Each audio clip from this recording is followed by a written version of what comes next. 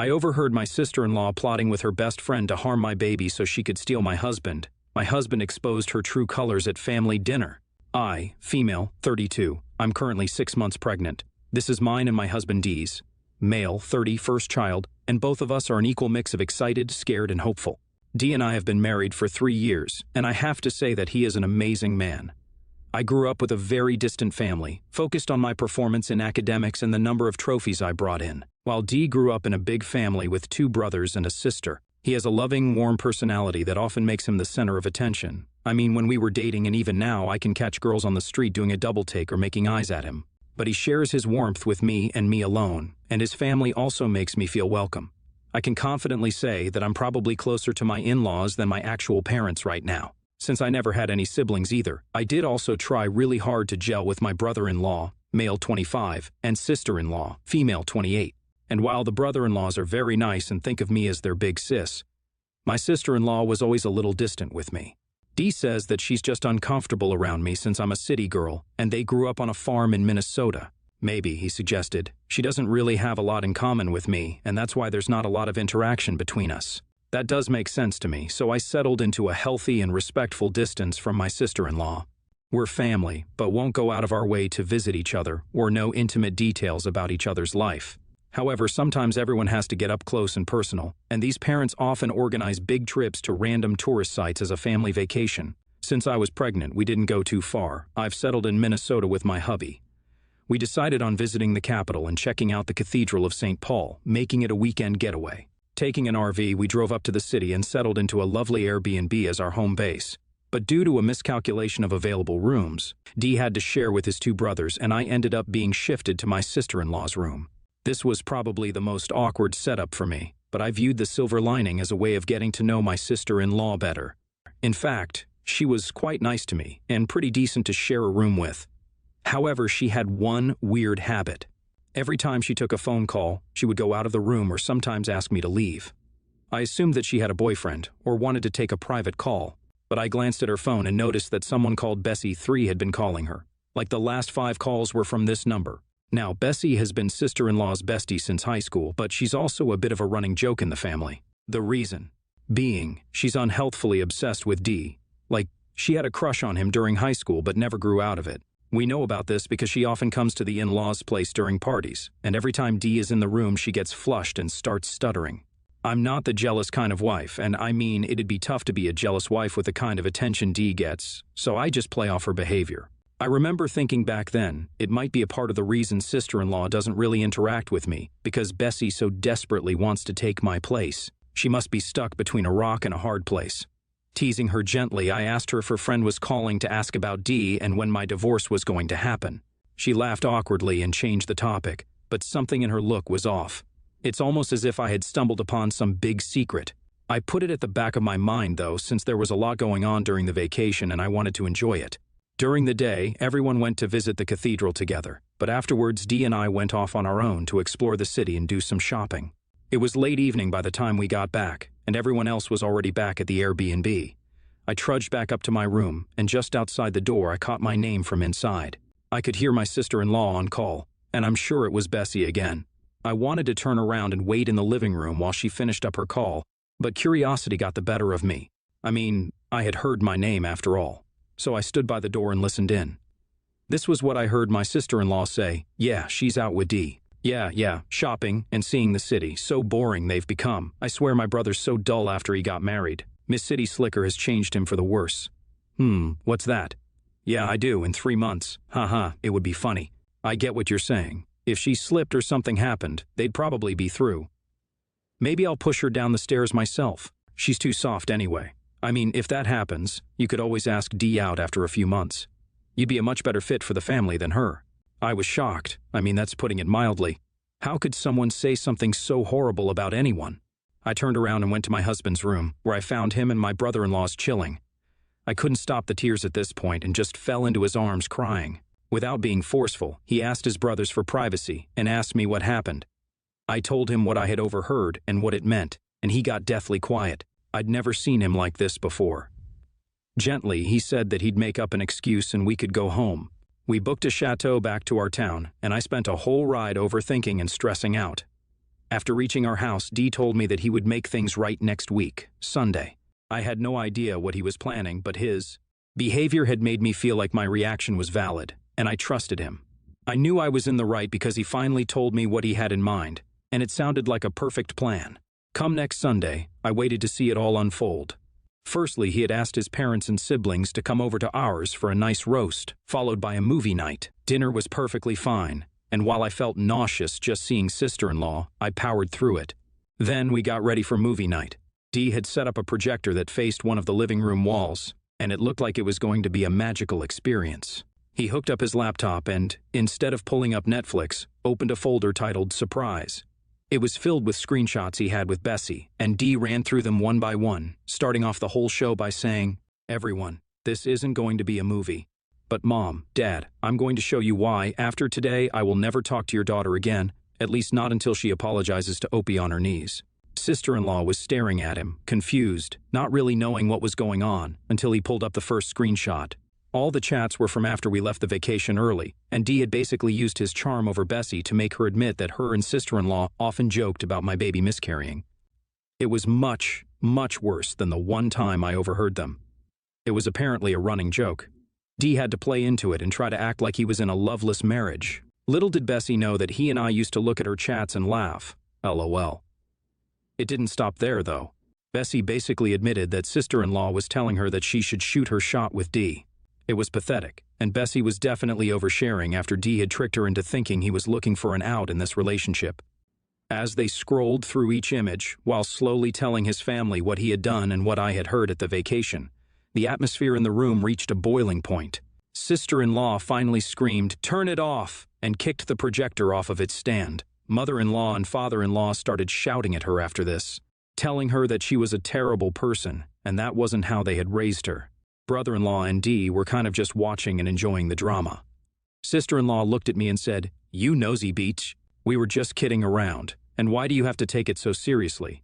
This is why you're not meant for us, or you can't even take a damn joke." Dee immediately rushed to my defense, cussing her out.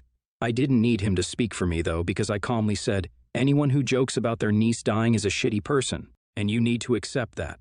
This was also the first time anyone except Dee and me knew the gender of our baby, and that added to the chaos of the whole scene. It ended with sister-in-law being escorted out, mother-in-law in tears about her granddaughter, and everyone else just exhausted from what had happened.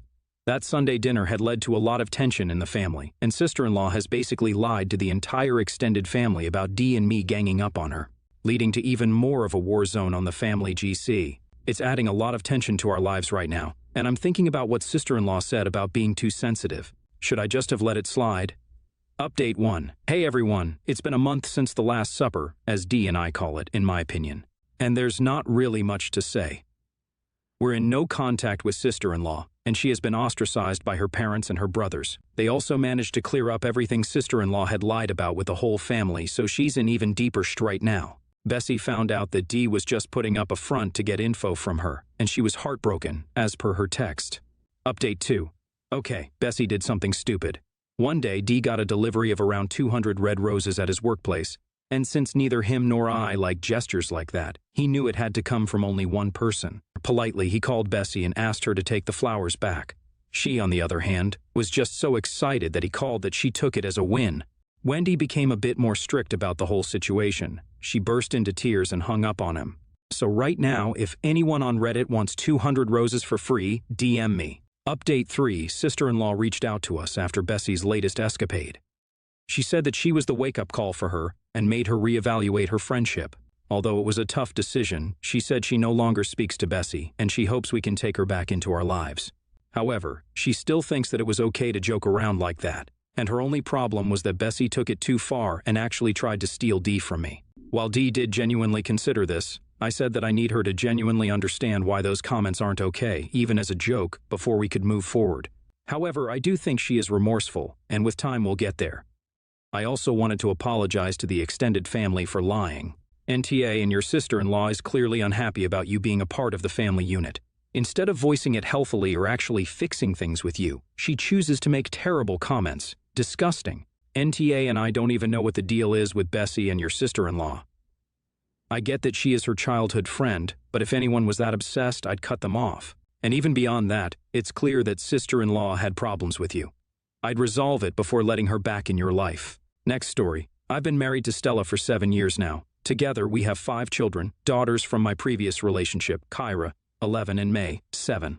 A son and daughter from Stella, Brianna, 13, and Jaden, 8, and a son together, Lucas, 2. My 2 are 50-50 custody, while my stepchildren only see their bio father every second weekend. My wife and I agreed to split finances and have mostly kept them separate, aside from a joint account for essentials, bills, groceries, house, etc. We both used to be high earners, though, had terrible hours. When our parental leave for Lucas was finishing, our children begged us not to go back to work, that they hated the before and after school care and wanted us. In the end, my wife went back, but I quit and got a new job.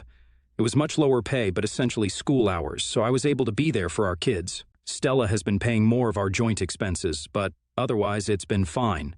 I wouldn't say the split has been firm, though. I do buy stuff for my stepchildren or pay when I take them all out.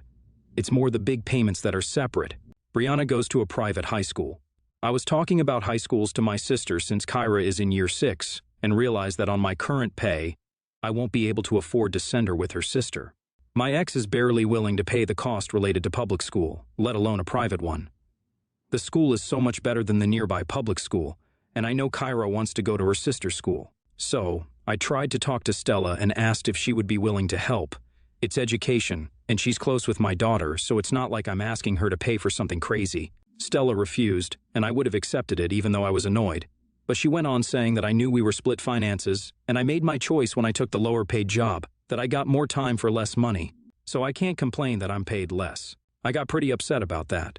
I didn't stay home for fun. It was for our family, our children. I loved my job, but I had to sacrifice it for them. It was worth it, of course, but still. Stella basically said it was my decision, so tough luck that she's not going to finance me. I got angry with that and told her that she knew the consequences of her job, so she can deal with her children then. Her money won't be used on mine, so I won't use my extra time on hers. They can stay in care until our old hours. So Stella got pissed back, accusing me of using her for money and calling me a complete a-hole for suggesting what I did for my stepchildren. We argued pretty badly. She thinks I'm being greedy, selfish, and petty, but it's not like I'm asking to mooch. I would still foot 50% and get my ex to contribute as much as I can get her to. Yes, it was my choice, but it was for all the children, for our family. Besides, I literally take care of my stepchildren more than my own, 85% versus 50%. I'm not just being lazy or focusing on my own children. I've been there for them all, so I think it's frankly unfair for her to refuse to help even a little. But obviously, she thinks I'm being an a-hole. But you more like heavily, leaning YTA. You needed to discuss this when you decided to cut your hours. It doesn't sound like the decision was in any way a mutual one made between you and your wife, but all of you. Despite that, your wife has been willing to pay more of your shared expenses, which at least somewhat compensates for the extra childcare you were doing. For some reason, you waited until your kid was about to start high school to even think about where she'd go and how you'd afford it. You sprung on your wife that, despite your prior agreement being different, you want her to pay tens of thousands in tuition she wasn't planning on. Also, no kid needs to go to a private high school. Your daughter will be fine at a public school.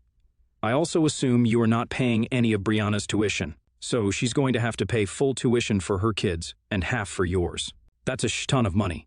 I don't know exactly what she makes, but she'd have to be incredibly wealthy for that to be chump change. Your wife also should have been more proactive about thinking through how all this would play out.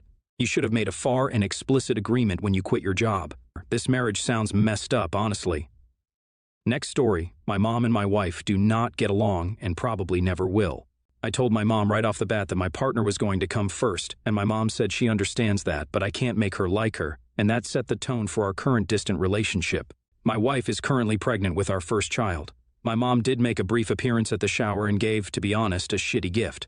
I know that sounds entitled, but based on her income, it was kind of shitty. My mother-in-law, on the other hand, is over the moon and seems to think this is her to-do-over baby. She talks about nothing but the baby. Both extremes are annoying, to be honest.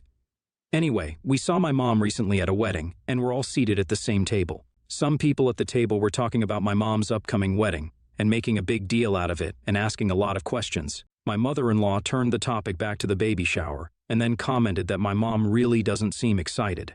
My mom laughed it off and said she is getting married. She literally doesn't care about anything else. I could see the hurt on my wife's face. My wife demanded to know who would say something like that. My mom said nothing in person, but her wedding is much more exciting to her than someone else's baby. My mother-in-law was horrified and reminded my mom that it was her grandbaby. My mom said yes, so not her baby but her wedding. My wife mouthed to my mom, "I literally hate you," and that was the end of that. After we left, I brought up to my wife that I don't think what she said was fair. They don't like each other. My mom understands not liking the mom means she won't be close to our child, and to be honest, she's right. It isn't her child, but it is her wedding. I get why that is more exciting for her. My wife was very offended, said I shouldn't have taken my mom's side, and said I disrespected our baby. Esh, your wife needs to be an adult, so does your mom. It's been well established that your mom is an a-hole to your wife, and they don't like each other. Everyone just needs to accept that and move on with life. Your mother-in-law jumping in there trying to control everyone's feelings, oh my god baby, is also a bit much. Mouthing, "I literally hate you," at someone else's wedding is so trashy. All of the women in your life need to learn to keep that drama private.